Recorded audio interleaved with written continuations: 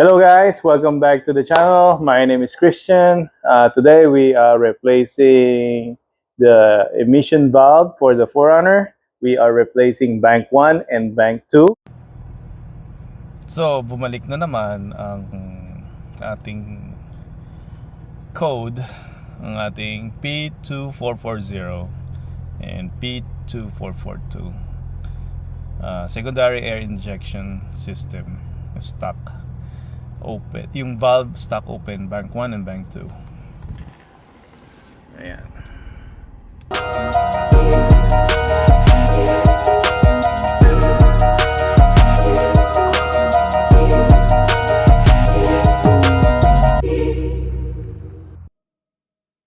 Ito yung UWIT bypass kit na binili ko 5 years ago.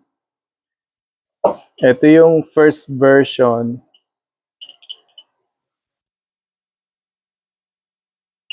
Ito nag-last for 4 years. And then ito yung second version. Nag-last a year. Ayun yung wiring harness. Ito yung valve cover, exhaust valve cover. Nung umilaw yung engine light and traction control light, first time nang umilaw ulit, I have this. Ito. Nag-email ako sa Hewitt, and then sinabi ko sa kanila yung sitwasyon. Tapos pinadala nila ako ng bago, yung updated one nila. Ang problema, after a year, umilaw na naman siya. So ngayon, papalitan na lang natin yung emission valve, yung bank 1 and bank 2. So ito yung passenger side ng emission valve. Ito yung original. Can you see the part number? So binuksan ko siya. Makikita mo na meron na siyang corrosion.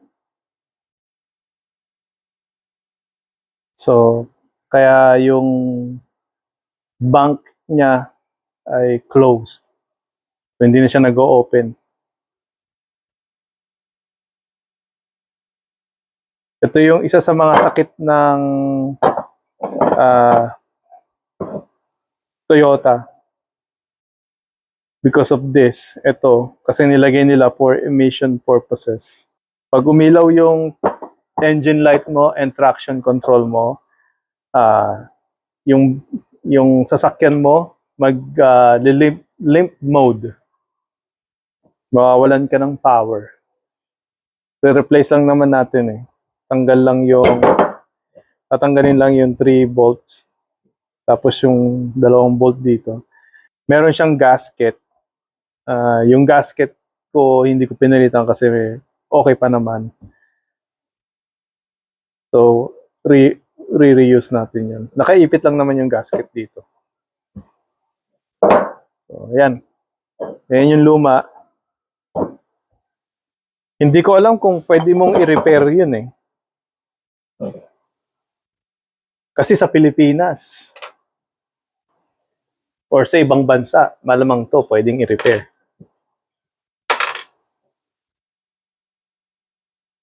Tanggalin lang yung screw, linisin siguro, lagyan ng konting lubricant.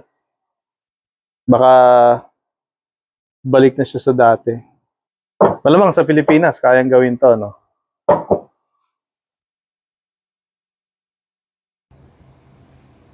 So, here's the old one. Then here's the new one.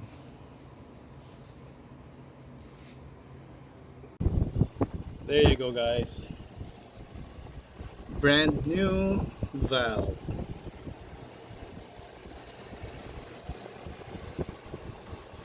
So we'll do the other one, the other side.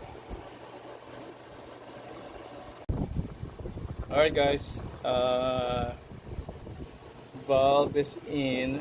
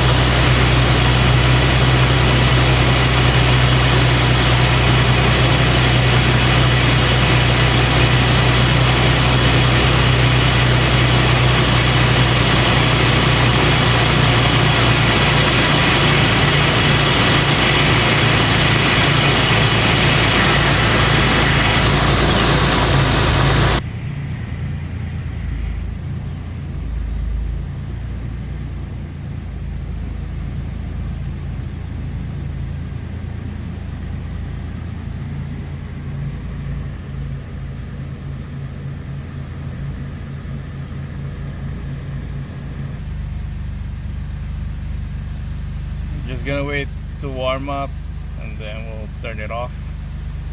When you turn it off, you should hear the pump.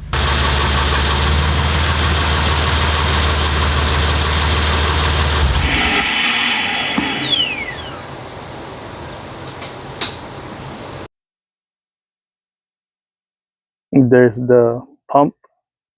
I replaced the filter.